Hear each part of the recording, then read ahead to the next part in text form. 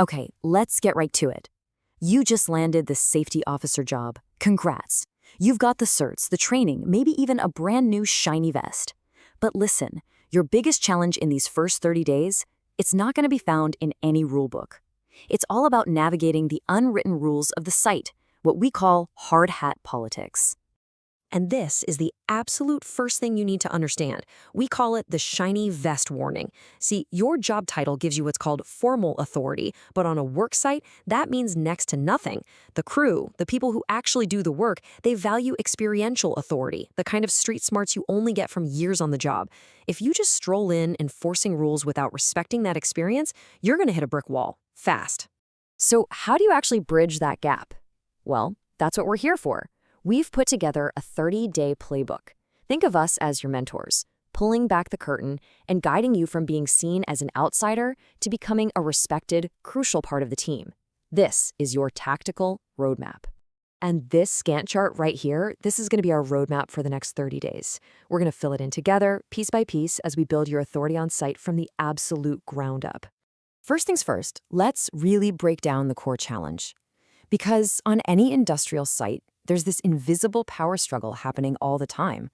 It's a clash between the authority the company gives you and the authority you have to earn from the crew. So on one side, you have that formal authority. It comes with the job title. It's all based on regulations. But on the other, you've got experiential authority. And this is earned through pure competence. It's what the crew truly respects, that dirt under the fingernails knowledge. If your new safety ideas clash with their real-world experience, guess what? You're just another obstacle, and they'll find a way to work around you. Okay, let's talk week 1. Your primary mission is not enforcement. Let me say that again. You are not enforcing anything. You are gathering intelligence. You've got to understand the site's culture, its frustrations, and all the hidden social dynamics before you even think about trying to change a single thing. So here we are, we're officially in the observation phase. This first week is absolutely 100% crucial. It sets the stage for everything that comes next. Let's get into the specific tactics. We call this the No Clipboard Rule. Seriously, leave it in your office. Your job is to walk, watch, and listen. You're going to ask open-ended questions like, hey, what's the most frustrating part of your day? Or, if you could fix one thing out here, what would it be? You're basically mapping the social landscape. And most importantly, you're on the hunt for problems the crew already wants solved. Now, while you're out there listening to the crew, you're also back in the office digging into the data. Start with the OSHA 300 logs, see where people have actually been getting hurt. Then you move on to the job safety analyses and inspection reports. You're looking for patterns, recurring hazards that pop up over and over, the stuff management knows about but hasn't fixed. This is where you'll find your low-hanging fruit. All right, on to week 2. You've gathered all this great intel, and now it's time to put it to work.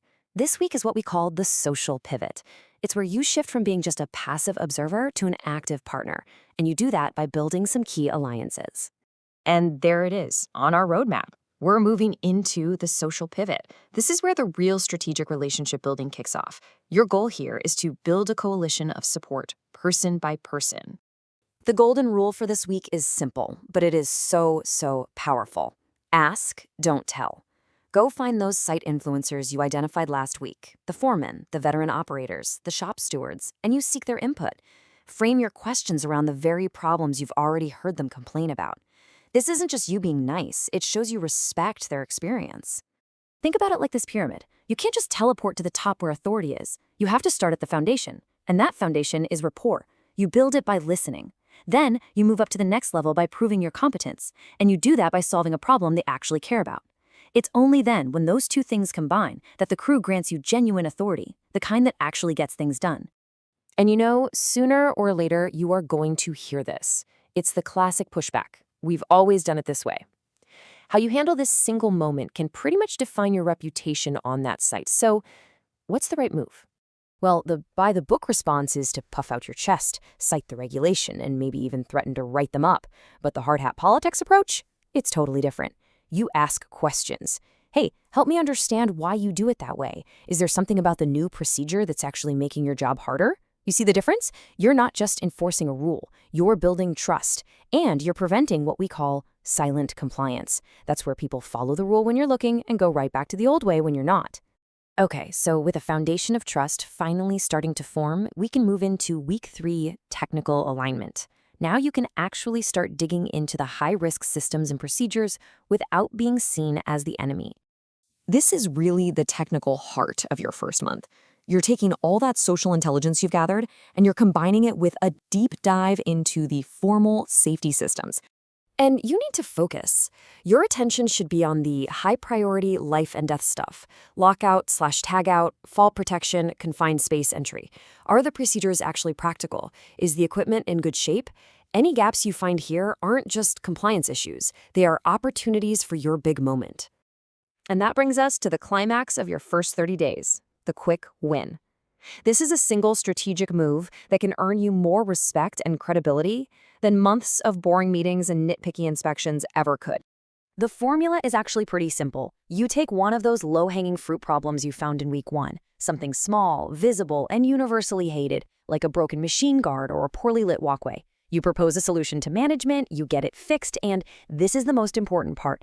You make sure you give all the credit to the crew members who helped you. You've just proven in one move that you're not there to make their lives harder. You're there to solve their problems. Now we're entering week 4. After all that listening, building alliances, and delivering a quick win, you are no longer just the new guy. This is where you really start to solidify your role as a trusted leader on site. And there you have it, the completed roadmap. We went from observation and a social pivot through technical alignment, and now we've arrived at earned authority.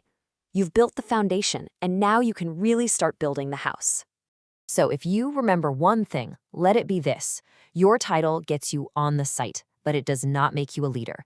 Real authority is granted by the team, and it's only granted when they see you are competent, when they see you listen with empathy, and when they see you use your position to make their work safer and better. That's the whole game right there.